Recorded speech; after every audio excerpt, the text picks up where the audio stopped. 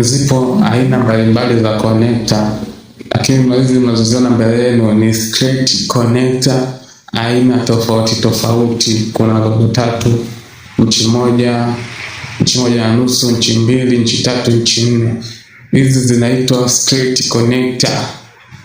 Usisahau kusubscribe channel yetu kwa ajili ya kujua vifaa mbalimbali vya mabomba vya plumbing.